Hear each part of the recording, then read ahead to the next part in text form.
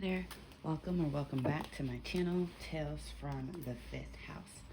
My name is Beezy B. Noen, and today my goal is to share a clear and concise message with you, the viewer. Now, please note that tarot is timeless. It can pick up on past, present, and future energy. So if you're listening and this doesn't sound like your story, then it likely isn't. However, I do encourage all to listen and engage with an open mind and an open heart, as this may not be your story today at this time, but perhaps there's a little bit of information that you can take and share with someone who does need to hear it. So I do hope that you all are doing well. I'm being called to share a little bit about where I am in my journey right now, and that is in a phase of transformation and change. There are a lot of changes happening in my life right now. Also, just astrologically, there are a lot of changes happening. I don't know if you guys are aware, but there is, we are in eclipse season. So we just had the autumn equinox, at least where I live. So the season is changing. The leaves are falling off the trees. It's a really beautiful time. My favorite time of year, actually. I'm not a fall baby, but I love the fall. I'm a spring baby. But yeah, speaking of being a spring baby, so I'm a Taurus, and the eclipses are in Libra and Taurus this season. And if you know anything about eclipses, they're known to kind of really usher in change and really shake up someone's life for the good or bad. Kind of depends on your perception of change. And I've been really reflecting on my perception of change, especially as a Taurus. We are notoriously known for not liking change and being very hesitant to change. And I would say that that's not wrong. Those points are made when people say that. But I myself have changed drastically. And I think what happens with Taurus being the opposite of Scorpio, Plutonic energy, rules death and rebirth cycles. And Scorpios consistently change, and they kind of go through those changes. They kind of initiate their catalyst of change in the environments that they find themselves in and the connections that they find themselves in. And I feel like with Taurus being the opposite, that's not to say that we don't change. I think our changes are usually more internal and subtle in that way, where I'm changing deeply on an internal level, but it takes some time for that to show up in the external. But when a Taurus does switch up, when a Taurus does change, trust me, you know and you feel and you can see it, because it's been a long time coming. But basically, I say all that to say this. You might be experiencing a lot of changes right now, or entering a season of change, and Spirit just wants you to know that you have all the tools you need to be successful. Don't let doubt and worry creep in and kind of take away from the changes that are rightfully yours, the changes for the better that are coming your way. Now let's pull some cards. I'm using my Hip Chick Tarot. I love this deck. It's so cute. I just love the artwork. But let's see. What's the message for the collective today? What message do we need to hear? So we have the Two, Create, and the Moon. Interesting. These cards did come out reverse. And at first I thought I wasn't going to take reversals, but now I feel like I'm being told to take reversals. I'm going to get one more.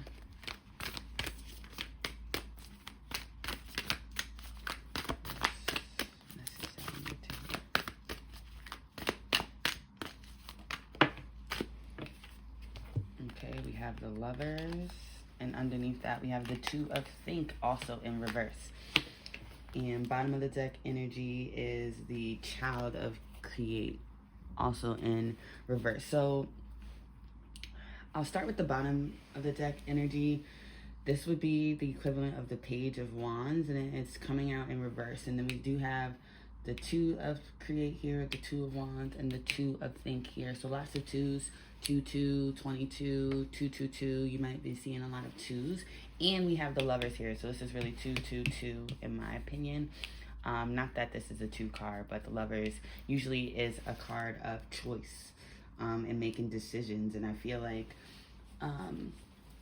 many of us in the collective are coming out of this like feeling like we don't know which way to move, which way to go. You have on the Two of Think, she's like left or right, and think is like air energy, mental energy. Like, which way do I go? Do I do this or do I do that? This could happen, but this could happen. I feel like we're moving out of this energy, maybe this subconscious energy that we might have had to, with the moon being here, to like second guess or doubt. And that's really the message that I'm getting. We're moving away from this place of doubting the decisions that we're making, the inclinations that we're having, the hunches that we're getting, and we're being more decisive. Two of Wands also can be like planning. And again, I feel like you're done planning. Spirit is saying like the planning is done. Like you've done the work, and now you've done the thinking. You've clarified your vision. You've refined your vision, and now it's time to move forward. It's time to make a choice. But let's get some more.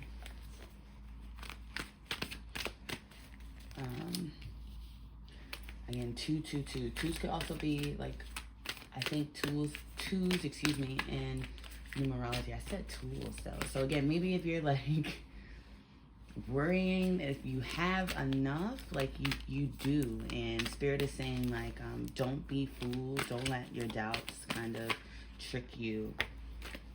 And this is why you shouldn't let your doubts trick you, because you're on your way to happiness. So these cards kind of fell out. We have the sun here, and there's suns in each of these cards. There's even a sun on that child of create, and now it's the child of earth upright. So you're going from this, like, I feel like with wand or create, you're going from like the planning stage, the thinking stage, imagining things, envisioning things, and you're really going to be moving into being able to create those things, ground those things, hold those things that you want out in your mind in your hand, and no longer just have to be led by sight, but you'll have the tangible proof that you are on the right track, that you are making the right choices, and that you have made the right choices, or that you will make the right choices, and that you can move forward. And what are you moving forward to? Your happiness. The Sun card is a card of complete fulfillment and contentment, and I love this card. It's just so beautiful. And again, there's suns on a lot of these, so I feel like your happiness and contentment is right around the corner. Underneath that is this Three of Feel, and it's in reverse. And again, it's like perhaps you've been holding on to certain narratives about yourself, about who you are, about what you can and can't accomplish, and you're moving out of this energy. Yeah, wow, y'all. And look, that's the equivalent of the Devil card, the Bound card. You are moving out of this energy. Let me just turn it up right so you can see, of this kind of like woe is me energy, this feeling stuck, this feeling trapped. And I think it's so interesting. There are clouds on both of these cards, but then there are suns on all the rest. And I just feel like that's really symbolic of the energy here, and how many of us in the collective are moving out. Because again, these both came in reverse, and they were underneath the sun. So it's like we're moving out of this energy of feeling trapped, or feeling bound, and feeling stuck in our circumstances and restricted and held back from being who we want to be, doing what we want to do. And that makes sense with the Two of Think and the Two of Create. It's like kind of like a battle between your mind and your heart. And ideally, in an ideal world, those two things would be in balance, because that's, you know, personally, in my opinion, that's how we're designed to be. You're not supposed to lean into one side more than the other.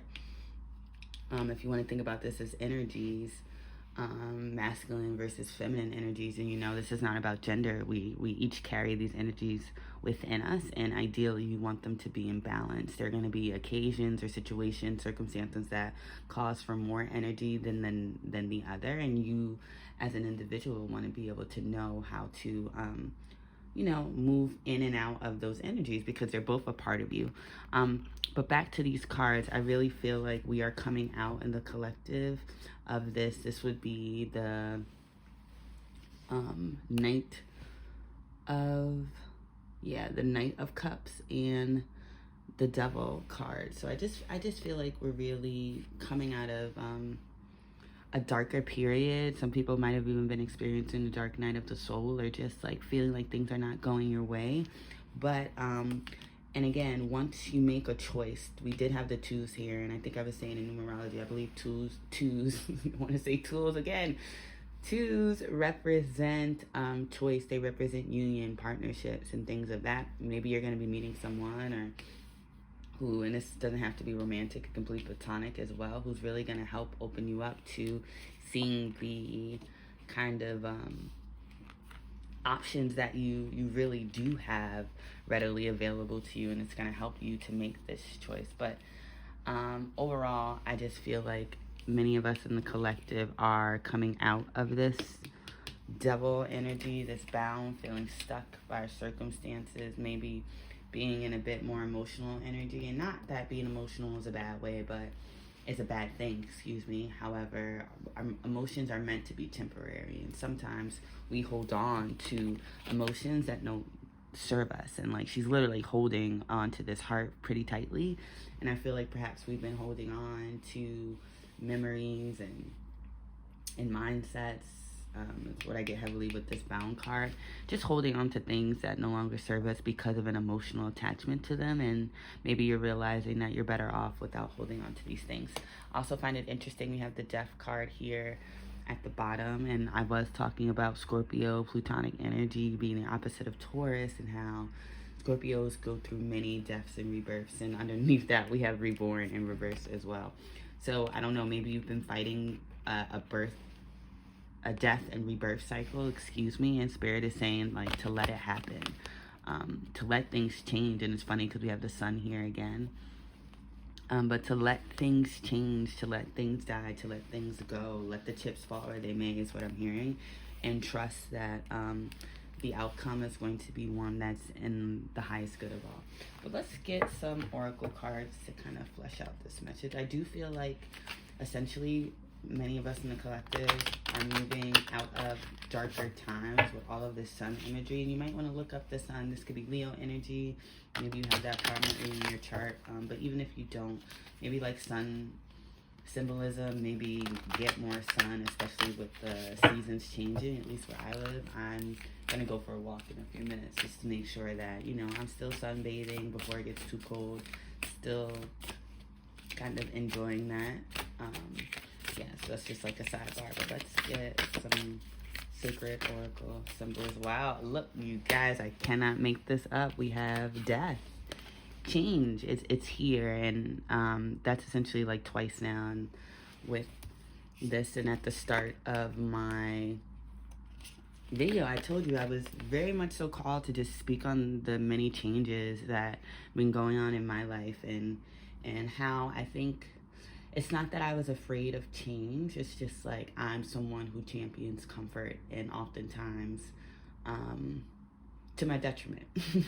I like being comfortable. I like things to be stable and secure, predictable, even in a sense where I know what to expect from the people, places, and things around me. But that is essentially another form of control, is what I've come to realize, and me trying to control other people, places, things, outcomes by wanting them to stay the same and not changing is ultimately doing a disservice to not only them, those things, those people, places, but also myself, because we are not static beings. We are meant to be dynamic. We are meant to change. And when I started changing internally and kind of doing that work, I noticed my life transforming on the external kind of plane as well. And I feel like many of us are coming to the same realization where like we don't usually grow in our comfort zones, and that was a tough pill to swallow for me, because again, if I'm comfortable, if things are steady and predictable, that's